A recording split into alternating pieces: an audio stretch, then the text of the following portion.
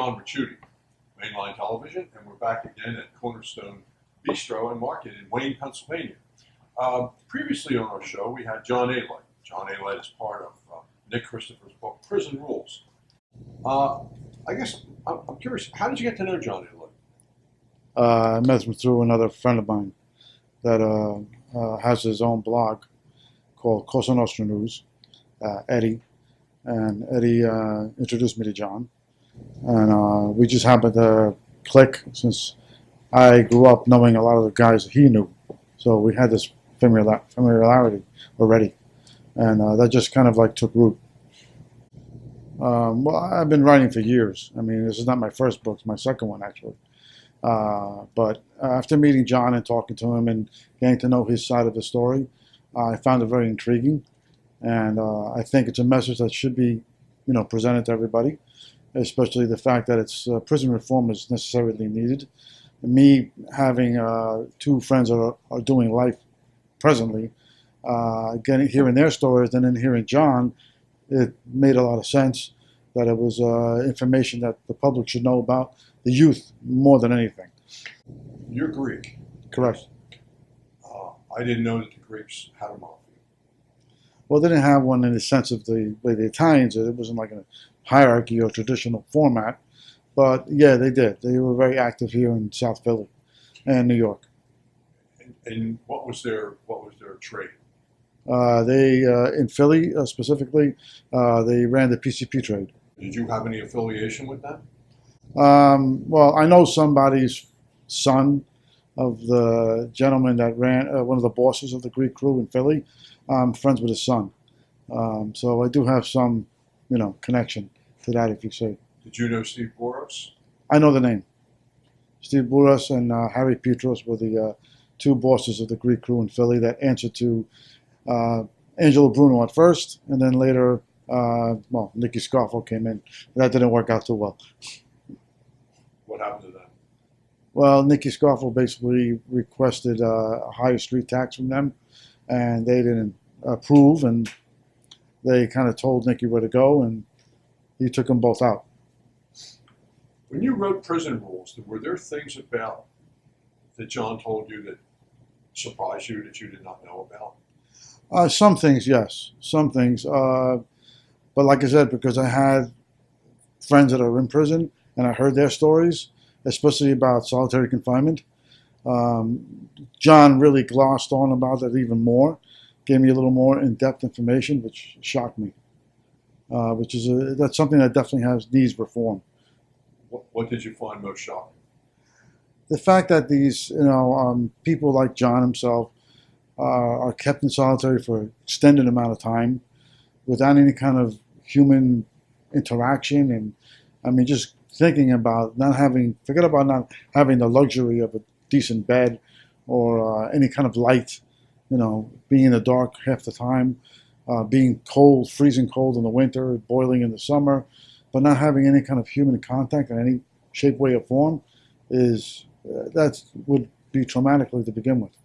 Some people say that the prison system is a business. Yes, it is. Do you think? I definitely think it is. I can tell you of my own experience. When I went to meet my friend Nicky, who's in Frackville currently, the one we were talking about earlier, just to go see him runs about $400 round trip. Just the gas, the tolls, the hotel, everything. It's a business. It's a way of, everybody, the community that has the facility there profits from the people that are coming to meet their loved ones. So definitely it's a business. So I guess for a poor family, they just never get to see the person.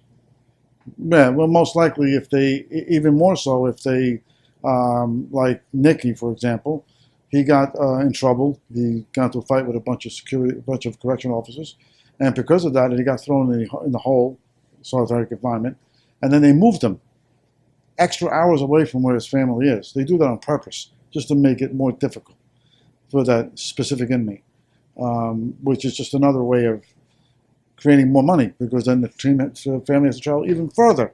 So there's more money being put into the state or wherever they're specifically going. So yeah, it's business, big time. How much time did you spend researching the book?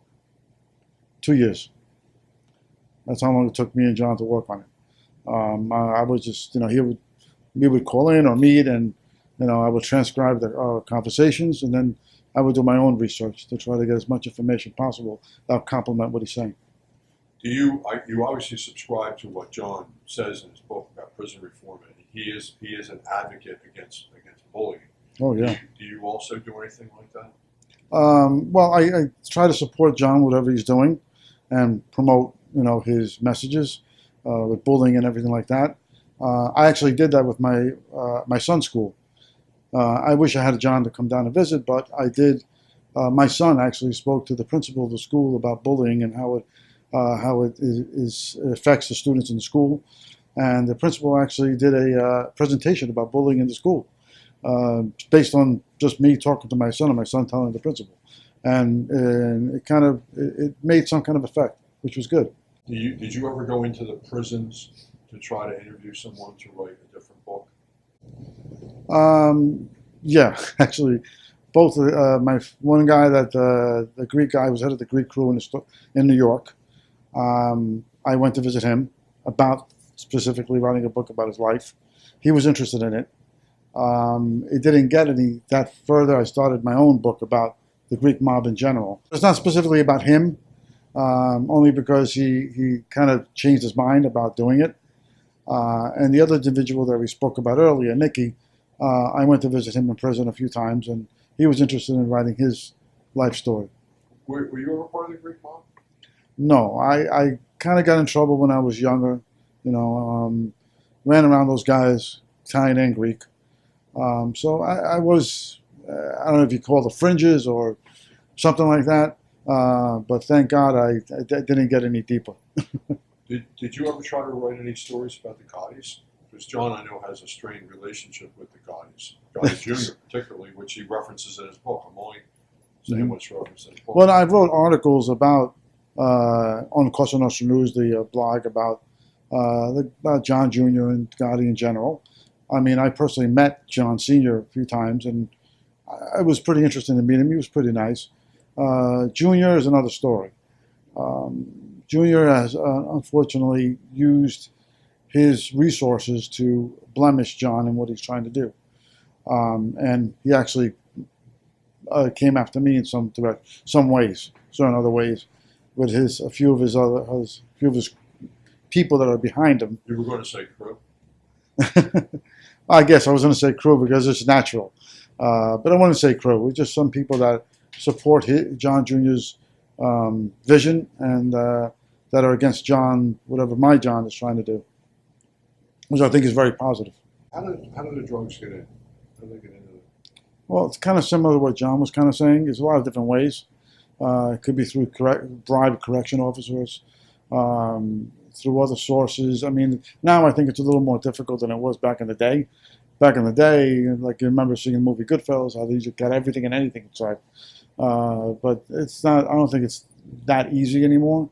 But I think through the correction officers is probably the best way and easiest way. You've written a fascinating book. No, I just think that the people should be aware of what prison's about, especially the youth, to try to convince them that street life is not the way to go. That John's message is a very positive one, and this book is a great way to learn and be educated about what it's really all about.